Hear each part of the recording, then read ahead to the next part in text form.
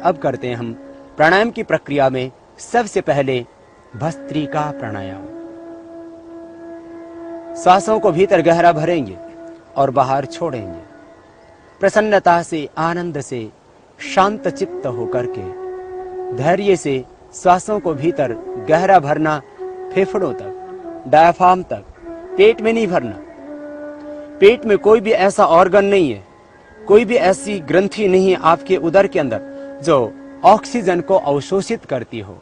इसलिए ऑक्सीजन को एब्जॉर्ब करते हैं हमारे फेफड़े, हमारे लंग्स।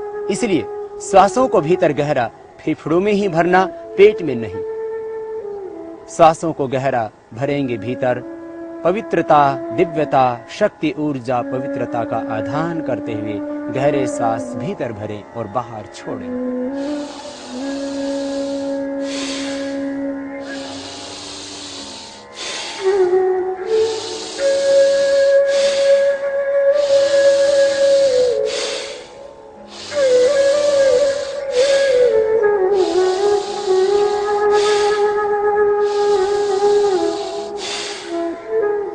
गहरे सांस भर रहे हैं भीतर और छोड़ रहे हैं बाहर।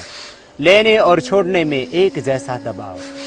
पूरी शक्ति के साथ सांसों को भीतर गहरा भरें और छोड़ते समय पूरा सांस बाहर छोड़ें। मन में एक प्रसन्नता और आनंद का भाव, एक प्राप्ति का भाव कि इस ब्रह्मांड की जितने भी दिव्य शक्तियां हैं, ऊर्जा है, पवित्रता है, आरोग्यता है, जो भी शुभ है इस ब्रह्मांड का, उसको मैं अपने मस्तिष्क में, अपने मन में, अपने प्राण में, अपने आत्मा में, अपने देह में मैं धारण कर रहा हूँ। शुभ का आधान करते हुए, पवित्रता का आधान करते हुए देह में आप कर रहे हैं भस्त्रिका प्राणायाम। किसी तरह का तनाव न हो चेहरे के ऊपर। प्रसन्नता से, सहजता से, एकाग्रता से, भावपूर्णता के साथ। जैसे आपको कुछ प्राप्ति होती, उपलब्धि होती है जीवन में, तो कैसे प्रसन्नता होती है, खुशी होती है, इसी तरह का एहसास प्राणायाम करते समय आपके चेहरों पर हो।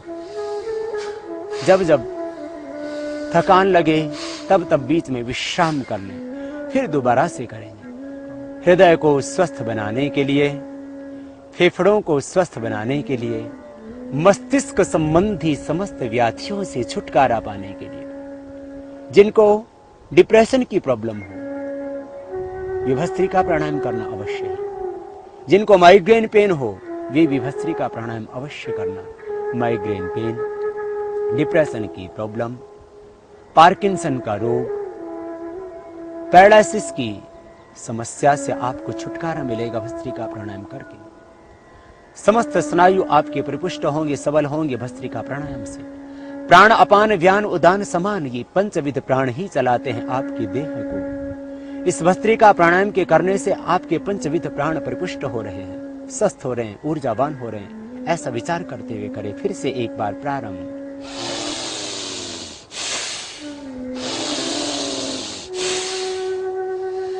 मेरा प्राणमय कोश परिपुष्ट हो रहा है, सबल हो रहा है, ऊर्जावान हो रहा है।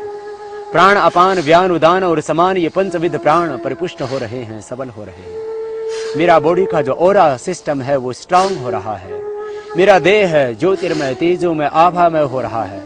अपने आप को दिव्य आभा से, दिव्य ज्योति से, दिव्य प्रकाश से, दिव्य ज्ञान से, दिव्य आलोक से, ईश्वरीय शक्ति से ओतप्रोत अनुभव करते हुए करना इस प्राणायाम को। इस प्राणायाम के करने से व्यक्ति की आभा बढ़ती है।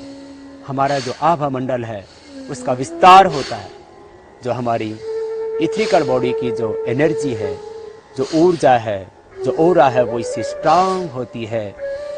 भस्त्रिका प्राणायाम से विश्राम, रुक जाए, पुनः विश्राम करें। इस तरह से दिव्यता, शक्ति, ऊर्जा और पवित्रता का आधान करते हुए प्रतिदिन 2 मिनट ये भस्त्रिका प्राणायाम करना।